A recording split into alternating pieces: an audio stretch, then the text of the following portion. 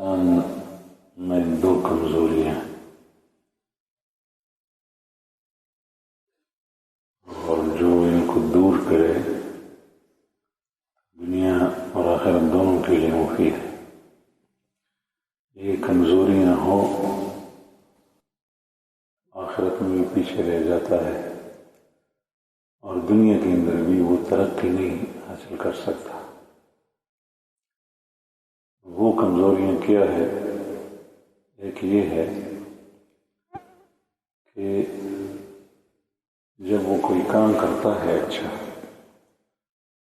دنیا کے لحاظ سے اچھا ہو، مباح کام ہو یا دینی لحاظ سے کوئی نیک کام ہے، اچھا کام کرتا ہے تو بعض لوگ معاشرے کے اندر ایسے ہوتے ہیں کہ جو ان کی ملامت کرتے ہیں،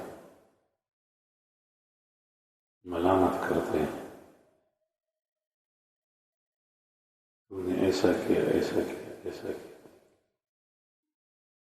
تو یہ ملامت کرنے والے کی وجہ سے اس نیکی کو چھوڑ دیتا ہے یا وہ عمل چھوڑ دیتا ہے، اس میں ترقی ہے۔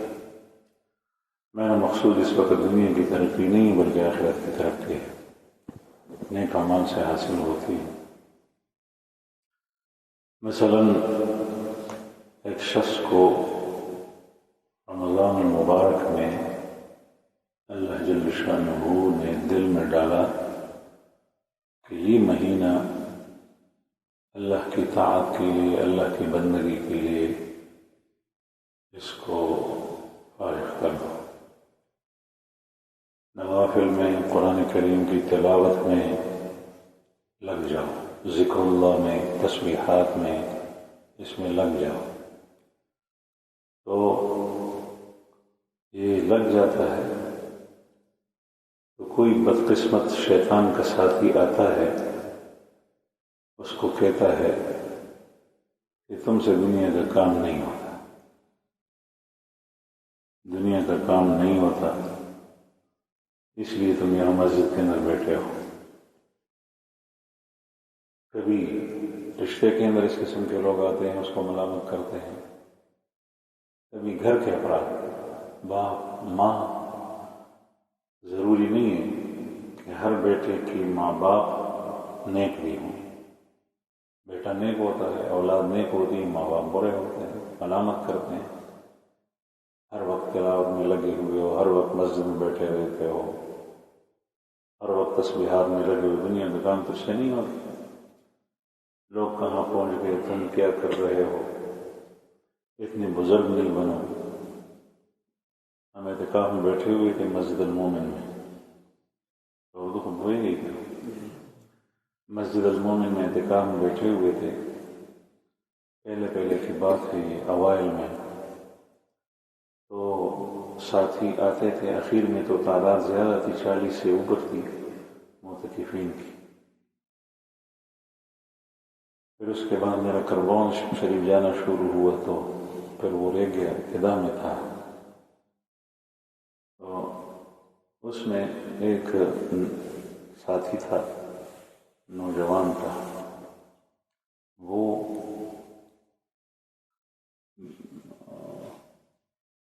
عبادت، نماز، ذکر، بہت اچھے جذبات قسم کے بلوانے مجھے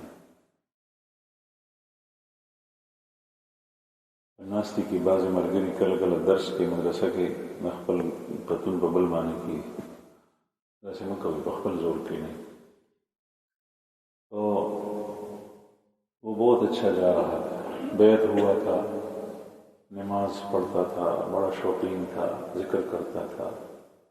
اعتکاف میں اس نے کہا کہ میں اعتکاف میں بیٹھوں گا، اسی طرح جس طریقے سے رمضان شروع ہوتا ہے تو اعتکاف میں بیٹھنے سے 1-2 دن پہلے ساتھیوں کے نام آتے تھے، تو چونکہ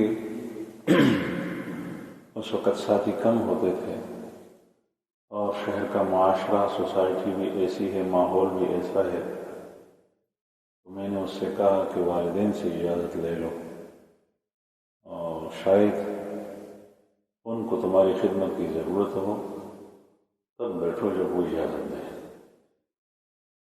تو ہم نے کہا کہ میں نے والدین سے اجازت لی، پھر آ کر وہ بیٹھ گیا۔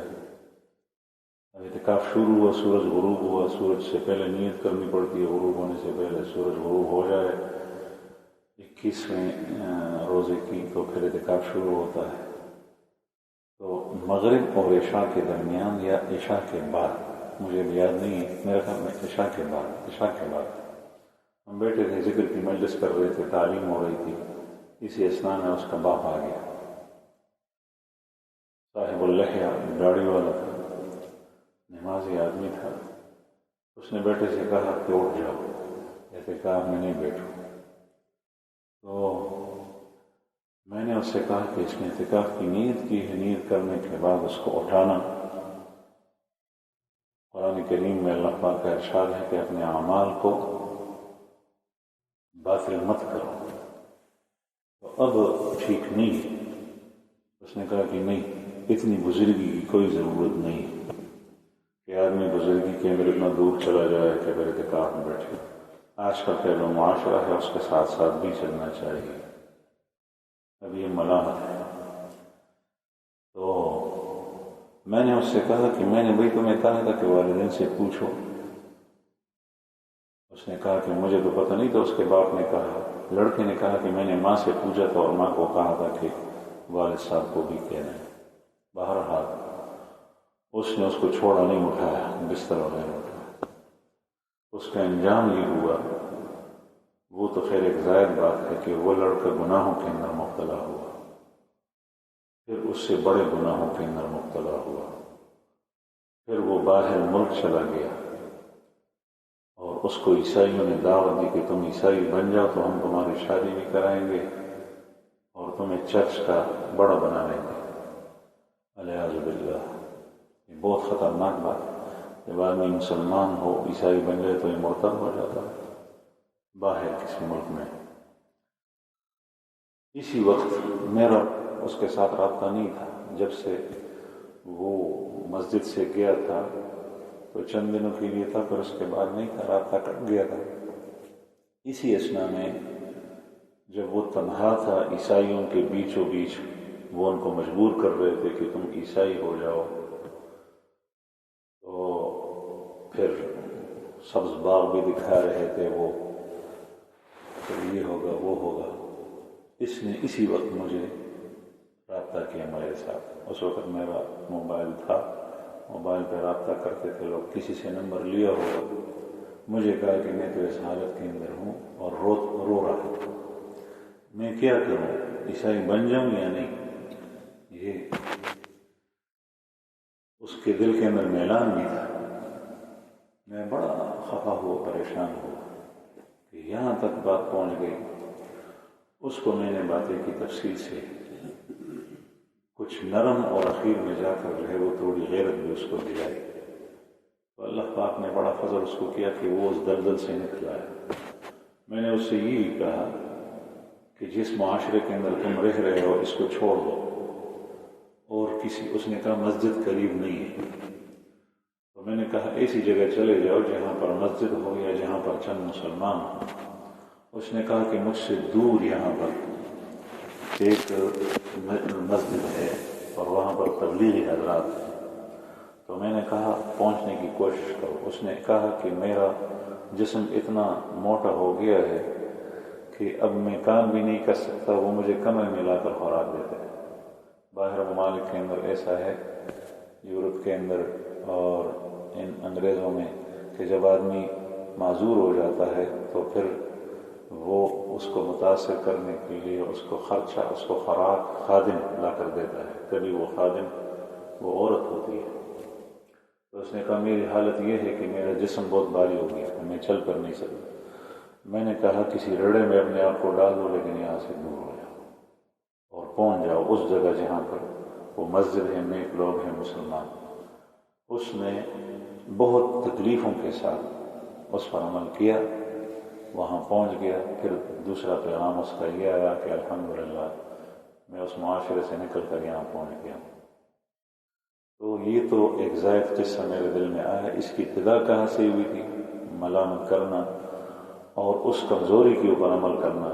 وہ باپ تھا، خیر اس نے تو جبر کیا تھا. کبھی ایسا ہوتا ہے کہ زبردستی نہیں ہوتی. ملامت کرنے والے ہمارے پشتوں کے اندر بہت سارے وہ مقولے مشہور ہیں. چرته د موضوع نو ته تا ډېرې مسلې وایي زولې مونږ طرف ته دا خبره کوي تا ډېرې مسلې وایي دا ملامت یاد نماز پڑھنا تو اللہ کی بندگی اس پر لوگوں کو تھام دیتے ہو. مونږ سره یو ملګری و، سبق یې وی ډېر مدرسو کې ویل او ډېر سندونه یې جمع کړي. عربۍ مدرسو کې هم سبق ویل. هغه ما ته یوه ورځ خبره کوله، ما ته وایي ما ته د خلکو په مخ کې د ټیټېدل خوند نه راکوي. دې دپاره هغه لفظا لغونه ډېر زیات غیر مناسب استعمال کړو، یعنې امامتي نه کوو. ما ورته استغفار او توبه وباسه. هغه لفظ هغه ډېر خطرناک استعمال کړو. هغه څه چلو شو، هغه چې څنګه سردونه جمع کړل کور ته راغله، ورور سره یې جګړه راغله، ورور وویشته مړ شو. دوه ماشومان بچي کې پاتې شو. زه کله کله چې کومه ټوله کیسې شاته مې ورپسې راسپړم، دا د هغې وجه کېدی شي، د هغې وجه کېدی شي. اللہ جل شانہ تو اللہ کو تو سب کچھ کا پتہ ہے، وہ تو علیم و خبیر ذات ہے. انسان کبھی کبھی اپنے اعمال کو بھول جاتا ہے، لیکن اللہ تعالیٰ کو اس کے اعمال یاد ہوتے ہیں. یہ سمجھتا نہیں ہے اس کے برے عمل کی وجہ سے اس پر نتیجہ مرتب ہوتا ہے. اس کی زبان سے کوئی بات نکلی ہوتی ہے جس کی وجہ سے اللہ جل شانہ کو ہونا پسند ہوتے. حدیث مبارک میں آتا ہے، رسول اللہ صلی اللہ علیہ وسلم نے ارشاد فرمایا کبھی انسان ایک بات بولتا ہے وہ اچھی بات ہوتی ہے، اس کا مرتبہ بڑا ہوتا ہے، اس کو سمجھ نہیں آتی، وہ کہہ دیتا ہے امر بالمعروف یا نہی عن المنکر. اللہ جل شانہ کہ ہاں اس کی وجہ سے اس کا مرتبہ بہت بلند ہوتا ہے، اس کو پتہ بھی نہیں چلتا. اس سے معلوم ہوتا ہے کہ نیک بات کرنی چاہیے. اور پھر آپ نے ارشاد فرمایا مضمون یہ ہے، معنی یہ ہے، مفہوم یہ ہے کہ انسان کوئی بری بات کرتا ہے، اس کو اس کے انجام بد کا پتہ نہیں ہوتا کہنے والے کو کہ اس کا انجام کتنا خراب ہے، لیکن پھر وہ بات اس کو جہنم کے تہ تک پہنچا دیتی ہے. وہ اللہ کے اتنی خطرناک ہوتی ہے. تو کبھی ایسا ہو جاتا ہے.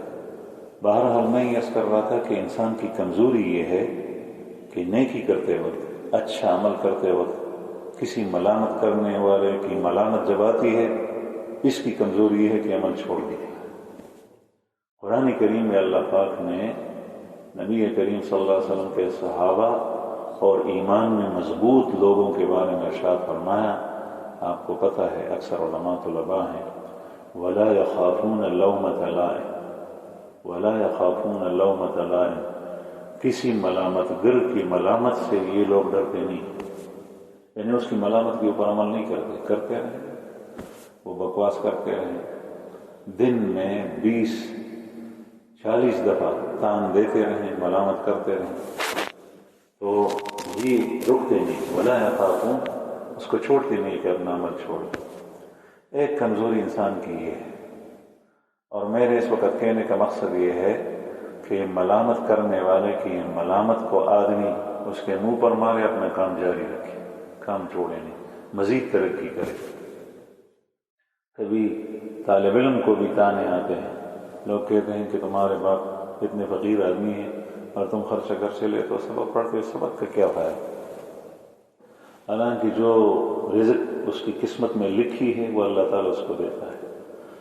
اور آپ صلی اللہ علیہ وسلم کا ارشاد مبارک ہے کہ ترزقون بضعفائکم، ترزقون بضعفائکم، تمہیں رزق دیا جاتا ہے، تمہیں رزق دیا جاتا ہے تمہارے کمزوروں کی وجہ سے.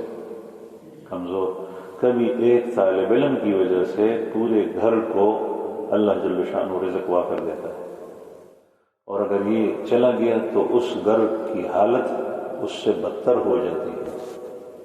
رزق تو اللہ جل شانہ کے ہاتھ. دوسری کمزوری یہ ہے کہ کبھی انسان سے خطا ہو جاتی ہے، انسان سے خطا ہو جاتی ہے، اس خطا کی اصلاح کوئی کرتا ہے، یا اس کو براہ راست کہتا ہے، یا کسی مجمع میں کہتا ہے، اس کا نام نہیں لیتا. مجمع میں کہتے ہیں آپ صلی اللہ علیہ وسلم اس طرح کرتے تھے، مجمع کے اندر خطا ذکر کرتے تھے، اور یہ اس کو تنہائی میں کہتا ہے کسی طریقے سے بھی. وہ دیکھتا ہے کہ میرے اندر تو یہ خرابی ہے، پھر وہ اس عمل کی اصلاح کی بجائے اس کو چھوڑ دیتا ہے.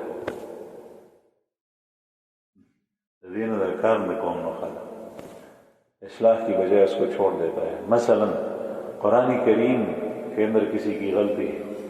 ہمارے محلے کے اندر ہمارے ایک رشتہ دار تھی، عورت بوڑھی تھی، وہ قرآن پاک بڑے شوق سے پڑھتی تھی. ایک مرتبہ کسی امام کی بیوی ان کے گھر آ گئی، تو امام دارالپور والا، تو اس نے اس کے سامنے تلاوت کی، تو وہ امام صاحب کی گھر والی بیوی اس کو کہتی ہے کہ تم تو قرآن غلط پڑھتے ہو، تو وہ غلط قرآن میں اس نے چھوڑ دیا. پھر قرآن آخر تک اس نے نہیں پڑھا. اب بھی وہ زندہ ہے، بہت بوڑھی ہے، قرآن پاک نہیں پڑھا. ایک زمانے میں پڑھتی تھی، اس نے پڑھنا ہی چھوڑ دی. اس طریقے سے آدمی بہت ساری اچھی اچھی باتوں کو چھوڑ دیتا ہے. ہونا یہ چاہیے کہ آدمی جب سنے، نام سے کوئی اس کو کہے تو اس پر عمل کرے، اس کا شکر ادا کر کے جو ہے اس کمزوری کو دور کرے، کام کرے. مجمع کے اندر سنے، واعظ کے اندر سنے، چند لوگوں کے سامنے بات ہوتی ہے اس میں سنے، اس کمزور سوچے کہ یہ کمزوری تو میرے اندر بھی ہے، تو اس کو دور کرے، اس کی اصلاح کرے. یہ اس کی مضبوطی ہے، یہ اس کا دین ہے، اس میں اس کی ترقی ہے، اس میں اس کا کمال ہے، اس میں اس کا علو مرتبہ ہے. دنیا کے اعتبار سے بھی ترقی کرے گا اگر دنیا کا کام ہو، اور آخرت کے اعتبار سے تو اللہ جل شانہ کسی کا اجر ضائع نہیں کرتا. تو اس کو چھوڑنا نہیں چاہیے. کمزوری یہ ہے کہ وہ عمل چھوڑ دیتا ہے. نماز نہیں پڑھا سکتا، نماز چھوڑ دیتا ہے. کوئی صورت ہے اس میں ایک دفعہ غلط ہو گیا، اس صورت کو چھوڑ دیتا ہے. تقریر نہیں کر سکتا، تقریر کو چھوڑ دیتا ہے. اس کی وجہ سے ہم نے بڑے بڑے لوگوں کو دیکھا، فاضل عالم بن جاتے ہیں، مدرس ہوتے ہیں، لیکن تقریر نہیں کرتے. کیوں نہیں کرتے؟ مجھ سے زیادہ شرمیلا بات کرنے میں کوئی اور نہیں تھا طالب علم کے زمانے میں. میں بات نہیں کر سکتا تھا کسی کے سامنے. ایک دفعہ ہمارے کمرے کے اندر جھگڑا ہوا، تو جو ہمارے ناظم صاحب استاد تھے مولانا عبدالسمیع صاحب رحمہ اللہ، ہمارے فنون کے استاد تھے، مرزی انہوں نے پڑھائی تھی، بہت مشرق استاد تھے. انہوں نے مجھے بھی بلایا، ساتھیوں کو بلایا کہ ان دونوں کا آپس میں جھگڑا کیوں ہوا. میں نے کہا مجھے اردو نہیں آتی. تو اس نے کہا بولتے تو ہو. انہوں نے فرمایا اتنا شرمیلا تھا، یعنی اسکول میں نے پڑھا تھا لیکن شرم کی وجہ سے نہیں بول سکتا تھا. تو انہوں نے یہ اس کے بعد جو ہے وہ بولنا شروع کر دیا مجبوراً. لوگوں نے، گاؤں کے لوگ کہتے تھے کہ کچھ بیان کرو، تقریر کرو، چھوڑتے نہیں تھے. اس کی وجہ سے جو ہے وہ بات کرنا اللہ جل شانہ نے زبان کے اوپر جاری. اب بھی انتہائی کمزوری، اب تو بات بھول جاتا ہوں بیماری کی وجہ سے. لیکن انسان اس کی وجہ سے اگر بالکل ہی چھوڑ دیں. خطبے میں کتنی مرتبہ ممبر سے اتر آیا، مومن مسجد کے ہوتے ہیں، جمعے کے خطبے کے اندر میں رک جاتا ہوں، پھر بیچ میں اب آئندہ میں جمعہ نہیں پڑھاؤں گا، خطبہ نہیں کروں گا. تو یہ انسان کی کمزوری ہوتی ہے. بیان نہیں کر سکتا، بیان چھوڑ دیتا. اس کے پیچھے ہوتا کیا ہے کہ یہ جو دوسری چیز میں نے ذکر کی، اس کے پیچھے دو چیزیں ہوتی ہیں، یا انسان کی بزدلی اور یا تکبر.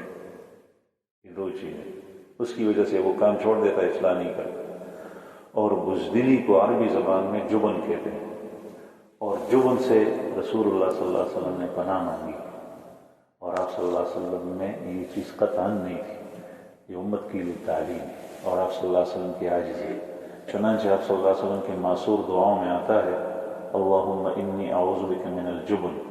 بزدلی کو پیش نہیں گئے، جڑا کمزور ہے، خبر نشی کھولے او دینی کار نشرمی بیان نشی کھولے، چاہتا اصلاح خبر نشی کھولے، ادھر دے نشی جبن. آپ صلی اللہ علیہ وسلم نے فرمایا اللہم انی اعوذ بک من الجبن، یا اللہ میں بزدلی سے پناہ مانگتا ہوں. اور جب اتنی بزدلی ہو تو میدان جنگ میں لڑے گا کیا؟ دشمن کے سامنے نہیں ٹھہر سکتا، ساتھی کے تعاون اور مدد کے وقت نہیں ٹھہر سکتا، بھاگے گا، اپنے آپ کو بچائے گا، کبھی اپنے اولاد کو بھی چھوڑے گا، اتنا بزدل بن جاتا ہے آدمی۔ تو بزدلی بہت بری چیز ہے، اس سے بچنا چاہیے۔ اور بزدلی دور کیسے ہوگی؟ آدمی ڈٹا رہے، صبر سے کام، اس وقت بھاگے نہیں، بات کرے، بیان کرے، وہ چیز کرے۔ جب آدمی اس طریقے سے کرتا ہے دل مضبوط ہو جاتا ہے۔ دوسری چیز جس سے یہ چیز پیدا ہوتی ہے کہ سنا میرے اندر تو یہ کمزوری ہے، پیچھے بھاگ جاتا ہے، پھر وہ عمل نہیں کرتا، اس کی وجہ تکبر ہوتا ہے۔ اس کو انسان نہیں سمجھتا، بہت سارے لوگ اس کو نہیں سمجھتے، اس کی وجہ تکبر ہوتا ہے۔ تکبر کیسے ہوتا ہے؟ ندی وجہ لوئی، تکبر اس لیے ہوتا ہے کہ وہ اپنے آپ کو اپنے اوپر، اپنی ذات کے اوپر یہ بات برداشت نہیں کرتا۔ اس شخص نے مجھے یہ بات کی، یہ تو میری بے عزتی ہوگی۔ یا مجمع کے اندر بیٹھا ہے، وہ کہتے کہ اس نے مجھے نشانہ بنایا۔ ہمارا ایک ساتھی ہے، اس کا میں نام بھی لیتا ہوں، شیرزئی، وہ تو شیرزئی خودی مزدار لیتی تھی کہ یو ځل ما ته وایي یو سړی دی مخکې ستا مجلس ته راتلو، اوس نه راځي، نه مې وانه غوښت، ما پېژندم، نو ما ورته وویل چې ولې؟ هغه وایي چې دا سړی چې مجلس کې سړی کښېني، وایي ټولې خامۍ د هغې سړي راوباسي، په سړي کې چې دننه سي ټولې خامۍ راوباسي، د سړي بې عزتي کېږي۔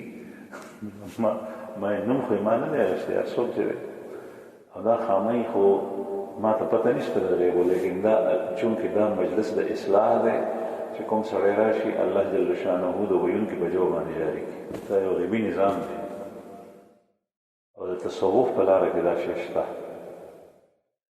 اکثر ناس کسان چې توجه سره اوري، هغه وایي چې دا ما ته وایي، چې ما ته وایي نو د هغې دغه دا دی چې اصلاح وکړه، نو هغه وتښتېد، هغه مجلس ته نه راځي۔ پرون ورپسې ما خبر واستوله، ما ورته بلیک لسٹ پہ وراشي کہ نہ رہے۔ بہرحال اس کے پیچھے تکبر ہوتا ہے، وہ کہتا ہے کہ اسے تو میری ہتک ہوتی ہے، میری بے عزتی ہوتی ہے، اس لیے میں نہیں جاتا۔ تو شیطان اس کو پھر گمراہ کر دیتا ہے، یا کم از کم اس نیک عمل سے وہ چھوڑ دیتا ہے۔ اس کمزوری کو دور کرنا چاہیے، اور اس کا طریقہ یہ ہے کہ اپنی اصلاح کریں، اپنی اصلاح کریں۔ میں اپنا واقعہ بیان کرتا ہوں کہ میں جب گاؤں میں تھا تو لوگ مجھے کہتے تھے کہ تم قرآن پاک بہت اچھا پڑھتے ہو، مرد اور عورتیں۔ تو جس طریقے سے میں دیہاتی آدمی تھا، کچھ نہیں جانتا تھا، اسی طریقے سے میرے گاؤں کے لوگ بھی نہیں جانتے تھے، تو وہ نہ جاننے والے میرے تلاوت کو بہت اچھا سمجھتے تھے۔ لیکن جب میں مدرسے گیا تو مدرسے کے اندر اولا میں جیسے ہی میں نے داخلہ لیا، اس وقت مجھے پتہ لگا کہ میرے قرآن پاک میں تو بہت ساری غلطیاں ہیں، غنہ میں نہیں کرتا تھا، مد میں نہیں کرتا تھا، اور اتصال کے وقت وصل کے اندر میں اظہار نہیں کرتا تھا حرکت کا، یا علمون تعلمون پڑھتا تھا، اس لیے لگا ہوا ہوتا۔ یہ ساری چیزیں مجھ سے رہ جاتی۔ میں نے کہا تمہاری قرآت کے اندر تو بہت ساری کمزوری ہیں۔ اب میں نے کیا کیا، میں مدرسے سے بھاگتا اور تلاوت بند کر دیتا، یہ کمزوری تھی میری۔ میں نے یہ کیا کہ اس وقت زور لگایا، جمال القرآن کا ہمارا گھنٹہ کا پیریڈ تھا، استاذ پڑھاتے تھے، میں نے اس سے زیادہ گھنٹے کے باہر میں نے تلفظ ٹھیک کرنے کے لیے زور لگایا۔ غنہ اس طرح ہوتا ہے، مد اس طرح ہوتا ہے، وقف اس طرح، بغیر استاذ کے۔ استاذ تو تھا گھنٹے کے اندر، ان سے سمجھتا تھا لیکن مشق کرتا تھا۔ تو اس کا نتیجہ یہ ہوا کہ ثانیہ میں یا ثالثہ میں بنوری ٹاؤن کے بڑے قاری صاحب، قاری عبدالحق صاحب، اللہ جل شانہ ان کے درجات بلند فرمائے، جن کے صاحبزادے قاری ضیاء الحق صاحب ریڈیو اسٹیشن میں تلاوت نہیں کرتے تھے۔ قاری عبدالحق صاحب بنوری ٹاؤن کے بڑے قاری صاحب تھے، وہ ہمارے استاذ تھے۔ انہوں نے درجہ ثانیہ میں یا ثالثہ میں مجھے کہا کہ مولوی سعید اللہ، تم اپنے آپ کو تجوید کے لیے وقف کر دو، اللہ پاک تم سے کام لے گا، قرآن پاک کی خدمت کرو۔ میں نے کہا کہ حضرت میں تو حافظ نہیں ہوں، میں نے قرآن پاک حفظ نہیں کیا۔ تو انہوں نے فرمایا فرمایا کہ اس کے لیے حافظ ہونا کوئی ضروری تھوڑی ہے، آپ سے اللہ تعالیٰ کام لے گا۔ یہ بات جو استاد صاحب نے مجھے کی تھی، یہ کس بنیاد پر کی تھی؟ اس لیے کہ انہوں نے میرا تلفظ سنا، قرآن پاک اب بھی غلطیاں ہیں، میں تو سمجھتا ہوں کہ میرے اگر خیال نہیں کرتا تو کبھی غلطی آ جاتی، تو انہوں نے سنا تو ان کا اعتماد تھا میرے اوپر، اس وجہ سے وہ کہہ رہے تھے۔ اس کی وجہ یہ تھی کہ میں اس کام کے پیچھے لگ گیا، جلدی جلدی آ جائے۔ بہرحال انسان کو چاہیے کہ ان کمزوریوں کو دور کرے۔ آپ ترقی تب کریں گے دنیاوی لحاظ سے بھی اور آخرت کے لحاظ سے بھی جب آپ ان کمزوریوں کو اپنے قریب آنے نہ دیں۔ اللہ تعالی ہمیں عمل کی توفیق عطا فرمائے۔